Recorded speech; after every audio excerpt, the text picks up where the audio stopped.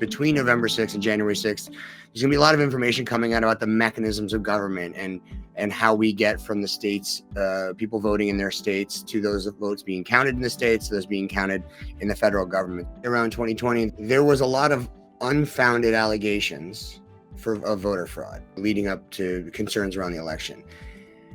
As a result, there's a lot of focus on that. Again, what steps have been taken to address people's concerns around potential voter fraud, even though there has not been any evidence that there has been?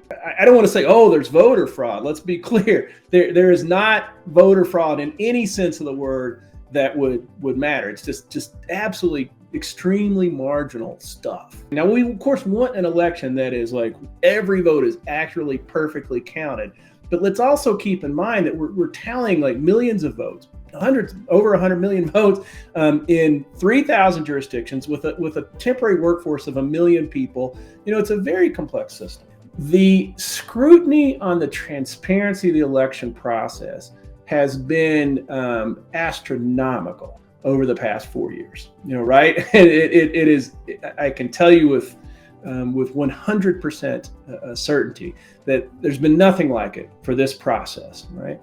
And so the states have, essentially every state has poured over in cooperation with the people who actually run the elections, these election officials who are community people, neighbors, friends and neighbors, regular people. These aren't partisans. They're not coming from the party.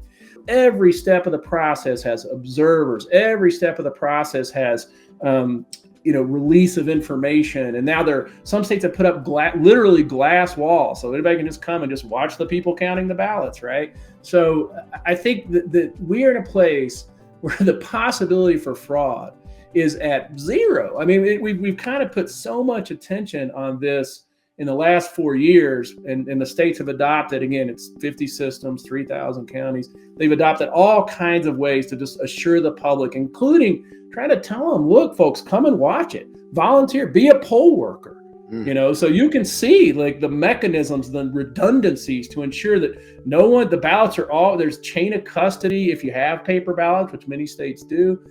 Yeah, so there's been an extraordinary, I don't know what the right word is, a galactic effort to make sure this is the most transparent and the least susceptible to any kind of interference election in the history of the United States. How can voters feel confident that the state election process is protected from outside influence or interference? We know that foreign adversaries have tried to, dump false information into our system. I think this is our biggest challenge right now, is this misinformation, which has just gone up in every way. I'm from Asheville, North Carolina. Just got hit by the hurricane, and I was back there for 2 of the 3 weeks right after, helping with friends and family. And it's just astonishing. It feels like such a new, that you even have to think about the nonsense that's getting poured in and where is this coming from? It's absolute lunacy. And I think this is the same with elections. So how do you, if you're local officials, how do you knock this stuff down when it looks so real? I just saw this video on that. So that kind of interference, that's where you're running up against First Amendment rights of people to do and say what they want. And then there's just the volume of it. And some of it's coming from adversaries overseas. So perhaps the only antidote to this is information, education, trying to help people discern what's real and what's not.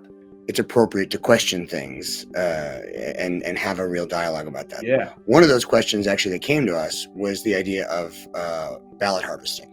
What is that, and is it conceivable? Ballot harvesting, this concept has been around for a long time, especially with absentee ballots. So there were minor, insignificant, nefarious people who would say, I'll tell you what, let's all bring our ballots, or if they're vote by mail, let's all bring our ballots into the Union Hall on Saturday before Tuesday, and we'll help you fill them out. We'll help you fill them out. And then, so the person in charge would be like, yeah, we're all going to vote for, and they'd walk around and say, hey, did we all vote right? And there'd be this peer pressure. And, this is just a concocted scenario, but you can understand it can happen in any number of settings. It could happen in a military setting where the platoon sergeant says, all right, we got our overseas ballots. I'm not saying it does, but it is conceivable. We want the system to be absolutely perfect, right? And I do. Everybody does. We want it to be absolutely, and it is. I mean, is anything perfect? But it's as close to perfect can be.